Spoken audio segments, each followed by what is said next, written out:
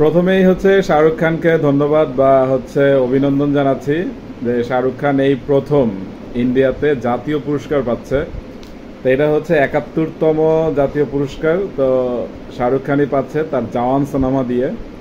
তো আপনারা জানেন যে জওয়ান সিনেমা বাংলাদেশেও মুক্তি পেয়েছিল এবং বক্স অফিসে সেটা কি করেছে, এবং শাহরুখ খানও নিজেকে আসলে অন্য উচ্চতায় নিয়ে গেছে তার এই জওয়ান সিনেমা দিয়েই। তো আমিও জওয়ান নিয়ে প্রচুর ভিডিও বানিয়েছি, যারা ইতিমধ্যে দেখেননি তারা দেখে আসতে পারেন যে কি পরিমাণ জওয়ানের আপডেট, ট্রেইলার, মুভি রিভিউ, মানে গান, মানে অনেক কিছু দিয়েছি হচ্ছে জওয়ান সিনেমার। তো সেই জওয়ান সিনেমা দিয়ে হচ্ছে শাহরুখ খান পুরস্কার পাচ্ছে, সেটা আমার ভীষণ ভালো লাগছে। বা শাহরুখ খানও এই প্রথম জীবনে জাতীয় পুরস্কার পাচ্ছে। সে প্রচুর আইফা, প্রচুর ফিল্মফেয়ার, মানে অসংখ্য পুরস্কার পেয়েছে, কিন্তু জাতীয় পুরস্কার কখনো পায়নি, যেটা তার স্বদেশ সিনেমা দিয়ে পাওয়া উচিত ছিল, যেটা হচ্ছে মাই নেম ইজ খান দিয়ে পাওয়া উচিত ছিল। তো সেই সব সিনেমাগুলো দিয়ে শাহরুখ খান জাতীয় পুরস্কার পায়নি।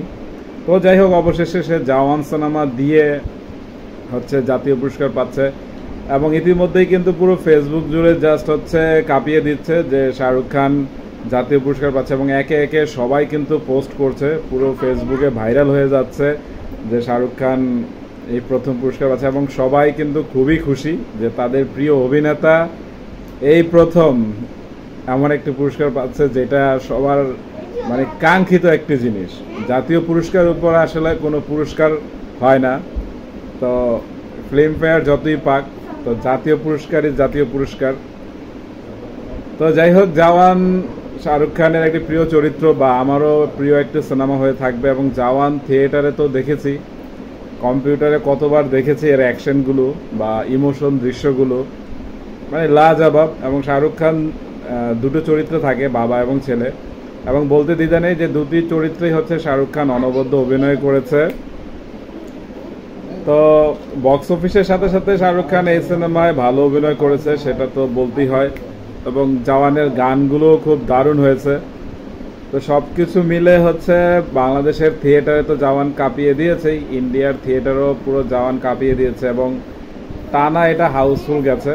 তো যাই হোক, এমন একটি সিনেমায় শাহরুখ খান জাতীয় পুরস্কার পাওয়াতে খুবই ভালো লাগছে। তো বিগ কংগ্রেচুলেশন শাহরুখ খান। তো দেখা যাক শাহরুখ খানের আগামী সিনেমা কিং কেমন হয়। তো কিং নিয়ে কিন্তু আপাতত কোনো আপডেট নেই, তো কিং কেমন হয় বলা যাচ্ছে না।